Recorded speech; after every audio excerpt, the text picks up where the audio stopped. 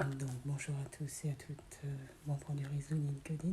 Aujourd'hui, nous sommes le 14 décembre 2022, donc le mercredi. Petite vidéo que je fais de manière inopinée pour aborder un sujet. Il s'avère que j'ai eu un appel téléphonique. En fait, j'ai été particulièrement surprise par la teneur même de la conversation téléphonique. En tant qu'assistante de service social, nous avons cette fonction de mettre en place des accompagnements sociaux pour des assurés sociaux, des patients, des usagers.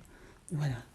L'objectif, c'est de mettre en place une relation d'aide au sein de laquelle va être défini un plan d'aide. Ce plan d'aide, négocié avec l'usager, va permettre de déployer après des interventions.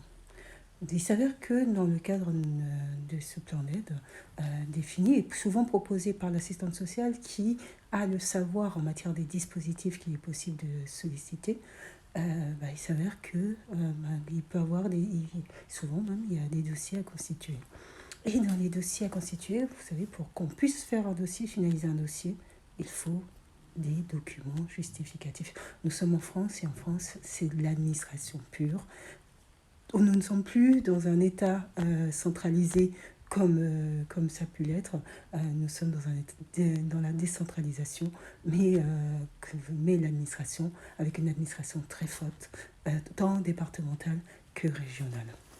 Ainsi, il faut des documents, il faut constituer des dossiers pour pouvoir faire valoir ses droits en France. Et ça, c'est primordial et je trouve que c'est très bien. Ça permet de sécuriser les procédures, protéger les individus contre les risques d'usurpation, notamment d'identité. Il s'avère que la conversation que j'ai eue me paraissait totalement étonnante parce que dans cette situation, en l'occurrence, on est face à un assuré qui, lui, ne se mobilise pas pour finaliser un dossier. Et je reçois un appel téléphonique d'un intervenant, d'un partenaire. Ce que j'appelle partenaire, c'est tous les collaborateurs autour de ce dossier, en l'occurrence. Et donc, qui indique que l'écho reçu de la part de l'usager correspond à une forme de nonchalance de ma part à finaliser ce dossier. Et ce qui, ça peut m'arriver, hein, honnêtement, on n'est pas tout le temps hyper opérationnel. C'est rare quand même. Et donc, là, en l'occurrence, il me manque des documents pour finaliser le dossier, tout simplement. Mais dans le discours que tenait le partenaire, c'est vous avez une responsabilité. Vous avez une responsabilité. Et ça m'a interpellée. Oh là là, je me suis dit, oh là là, qu'est-ce qu'il dit là? C'est comme s'il était en train de dire, vous avez une responsabilité, c'est-à-dire si ce dossier n'est pas fait, s'il n'est pas envoyé, si vous avez, c'est même plus large que ça, si vous avez la responsabilité de la dette qu'a cet usager. Vous avez la responsabilité. Et ça m'a interpellée. Et j'en ai vu un écho négatif, à vrai dire. Et donc, je lui ai répondu, non, attention, notre fonction d'assistant de service social, c'est d'accompagner dans la réalisation des démarches. D'une part, on n'assure pas de la réponse qui va être faite par les institutions. D'autre part, c'est l'usager lui-même qui reste l'acteur principal de sa situation et des suites. Moi, en tant qu'assistante de service social, ça fait 12 ans maintenant, j'ai vu des usagers qui parfois eux-mêmes me donnaient l'impression eux-mêmes de me porter entre guillemets, dans le sens où dès lors où le dossier, ils ont transmis les documents, le lendemain ils appellent pour savoir si le dossier est fait, le jour même ils vérifient que le dossier soit envoyé, ils appellent une semaine après pour savoir s'il y a eu une réponse au dossier qui a été fait, mais même pas dans une forme de harcèlement, mais véritablement dans une forme de là j'ai envie de m'en sortir. J'ai envie de m'en sortir et je sais que vous êtes là pour m'aider à m'en sortir.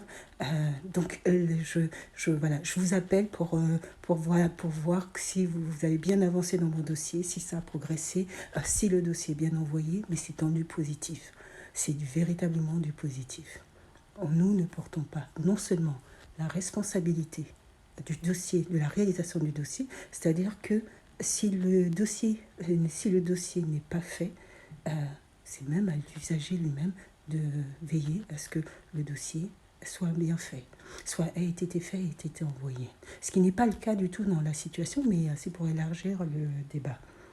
Et donc ce dossier, et c'est même à l'usager lui-même de s'intéresser aux suites de ce dossier-là. Il ne faut pas un renversement des responsabilités. Je ne porte pas la responsabilité de la dette d'un usager, et je ne porte pas aussi la responsabilité de la motivation ou de la mobilisation de l'usager dans ces démarches. Le travail d'une assistante de service social, c'est de mettre en place tous les moyens pour permettre à la personne de s'en sortir. Et les moyens, c'est les moyens humains, c'est ma présence, c'est mes déplacements, c'est mon soutien, c'est mes appels téléphoniques, c'est les mails, c'est les relances, c'est ça les moyens qui sont mis en œuvre, c'est la réalisation des dossiers, la vérification, l'envoi des dossiers, c'est sur ça que le travail d'une assistante sociale porte.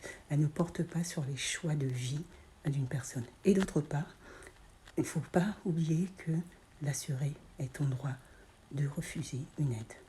Il n'y a pas d'obligation pour un assuré social s'il ne souhaite pas qu'un dossier soit constitué, on n'a pas d'obligation à lui imposer. S'il ne souhaite pas finaliser un élément, on n'a pas d'obligation à lui imposer. Et même ce partenaire extérieur n'a pas d'obligation à lui imposer.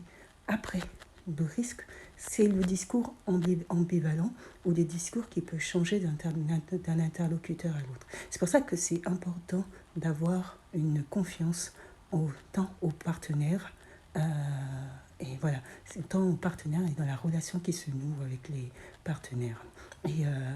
Ça permet justement d'avoir du recul sur parfois l'ambivalence du discours qui peut être changeant selon les interlocuteurs pour pouvoir être à son avantage.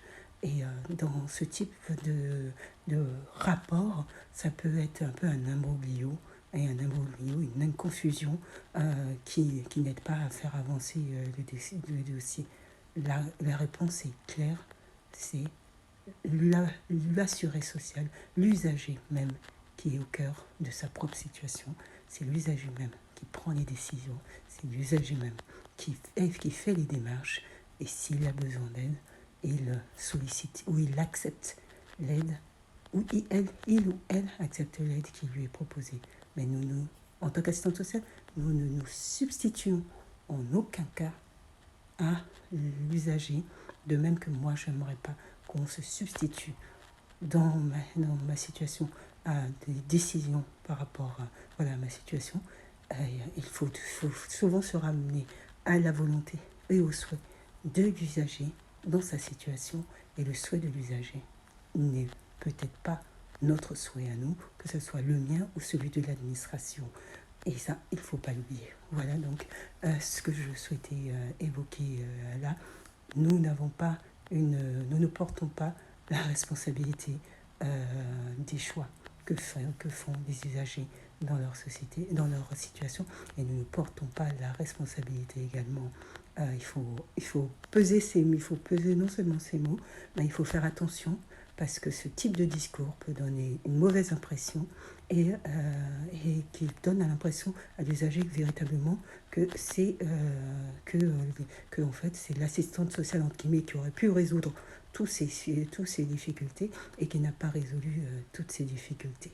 Donc c'est un discours qui est faux et pour lequel il faut aussi se méfier en tant que professionnel, soit en accompagnement social ou tout autre professionnel dans la situation des usagers. Sur ce, je vous souhaite de passer une agréable fin d'après-midi et je vous dis à bientôt.